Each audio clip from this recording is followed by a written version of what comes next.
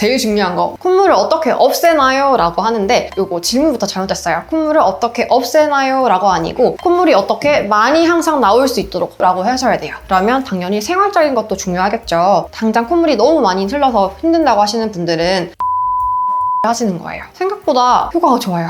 그냥 약 드시는 거나 그런 것보다 훨씬 더 효과가 좋으니까 내 코에 도움이 되는 방향으로 관리를 하셨으면 좋겠습니다. 안녕하세요, 라미녀 원장입니다. 여러분, 가만히 있어도 콧물이 주룩주룩 흐르는 분들이 있어요. 아마 이 영상 보시면서도 코를 풀고 싶거나 풀고 있으실 수도 있어요. 사실 이런 분들은 나는 가만히 있지만 코는 가만히 있지 않아서 계속 콧물이 나는 느낌이거든요. 그래서 환자분들께서 한 번이라도 코를 없애고 싶다 라고 하시는 분도 있어요. 그러면 코를 가만히 있게 하면 될까요? 사실 그게 우리 마음대로 쉽진 않겠죠. 그리고 정말 콧물이 나는 원리를 아셔야지 콧물을 없앨 수가 있어요. 그러면 오늘 영상에서는 우리의 콧물이 왜 자꾸 앞으로 흐르는지, 왜 많이 풀고 싶은지 이런 것들에 대해서 알아보고 어떻게 하면 우리의 코가 편안하게 쉴 수 있을지 방법을 알려드리려고 하니까 꼭 영상을 끝까지 시청해주세요.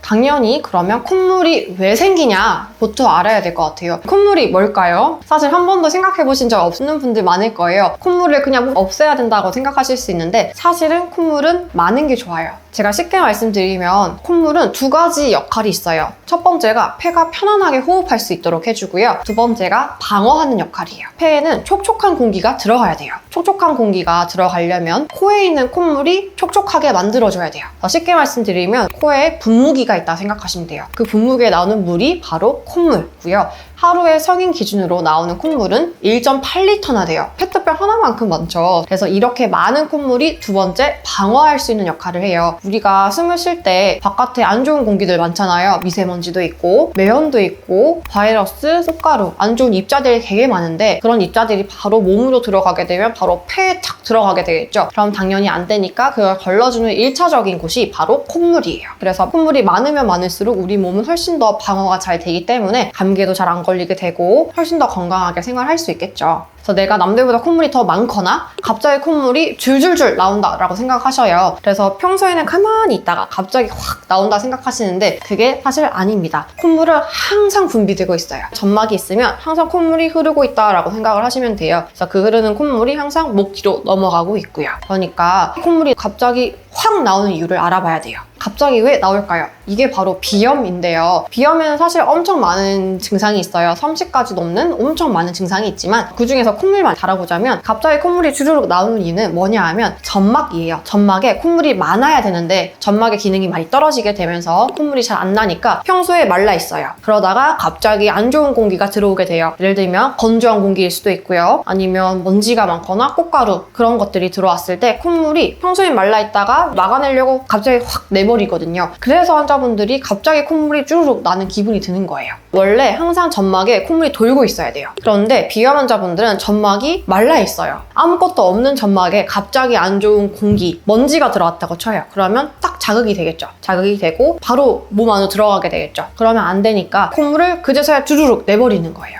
그런데 건강한 사람들한테 들어오면 항상 콧물이 흐르고 있으니까 먼지가 들어오면 자연스럽게 콧물이 딱 먼지를 잡게 돼요. 그래서 우리가 다 똑같은 환경에서도 누구는 오래 쌓였던 서류를 열거나 옷을 열 때 재채기를 엄청 하는 분들도 있지만 건강한 사람들은 그냥 아무렇지도 않거든요. 왜냐하면 항상 점막에는 콧물이 흐르고 있으니까 입자가 딱 들어갔을 때 콧물이 딱 잡는다고 생각하시면 돼요. 못 들어오도록 잡아내니까 그냥 아무렇지 않은 거죠. 그러면 제일 중요한 거 뭐냐? 콧물을 어떻게 없애나요? 라고 하는데 우선은 질문부터 잘못됐어요. 콧물을 어떻게 없애나요? 라고 아니고 콧물이 어떻게 많이 항상 나올 수 있도록 라고 하셔야 돼요. 그러려면 당연히 코 점막이 건강해야 되죠. 코 점막 자체가 콧물을 잘 낼 수 있도록 도와주셔야 돼요. 그러면 당연히 생활적인 것도 중요하겠죠. 생활적인 거를 살펴보자면 비염이 있는 분들도 생활적인 건 다 신경을 안 쓰셔요. 예를 들면 우리 코에는 콧물이 항상 잘 나올 수 있도록 하는 게 좋으니까 습도가 높을수록 좋아요. 그러니까 당연히 가습기 잘 틀어주시는 게 제일 첫 번째예요. 우리가 잘 때 7시간, 8시간을 쭉 자잖아요. 7시간, 8시간 동안 계속 습기를 공급해주면 당연히 코는 편하게 숨을 쉴 수 있을 거예요. 두 번째는 우리가 평소에 다닐 때 난방도 되게 많이 하고 냉방도 되게 많이 하는 나라잖아요. 그러니까 냉난방이 심할 때는 마스크를 쓰시면 훨씬 더 도움이 돼요. 냉방에도 마스크를 써야 돼요? 라고 하시는데 사실 에어컨이야말로 건조하고 차갑거든요. 냉방이 되면서 제습이 되는 원리니까 꼭 마스크를 하셔야 되고요. 당장 콧물이 너무 많이 흘러서 힘든다고 하시는 분들은 권해드리는 게 따뜻한 온찜질을 하시는 거예요. 수건 같은 거 따뜻한 물 많이 적셔서 올려두시거나 따뜻한 물을 데워서 계속 쐬고 있으면 혼중을 할 수 있겠죠. 그래서 좀 온찜질을 하거나 혼중을 많이 하시면 생각보다 효과가 좋아요.